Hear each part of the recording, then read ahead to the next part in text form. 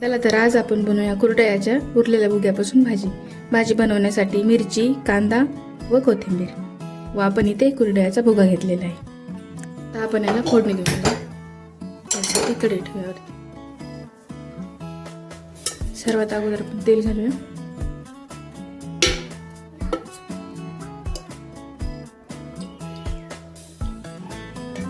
तेल गरम झाल्यानंतर त्याच्यामध्ये जिरी घालूया। गरम झालेला आहे त्याच्यामध्ये जिरी व कांदा टाकून घेऊया।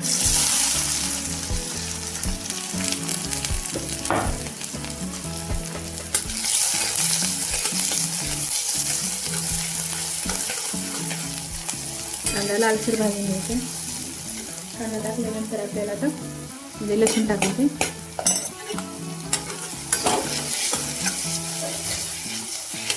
आपला कांदा परतलेला आहे, त्याच्यामध्ये मिरची टाकूया। मिरची चांगली परतलेली असली थोडी कोथिंबीर टाकूया।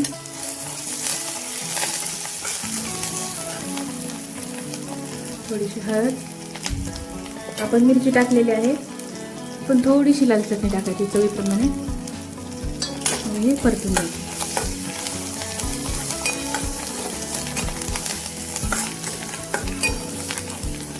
आपण ह्याच्यामध्ये पाणी घालणार आहोत। गरम केलेलं पाणी आहे।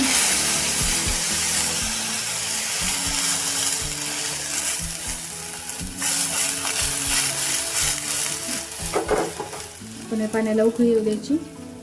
नंतर त्याच्यामध्ये कुरडया घालूया। चवीप्रमाणे मीठ टाकूया। मी लसूण कुटताना टाकलं होतं, थोडंच घालते। आपल्या पाण्याला उकळी फुटलेली आहे, त्याच्यामध्ये आपण कुरडया टाकूया।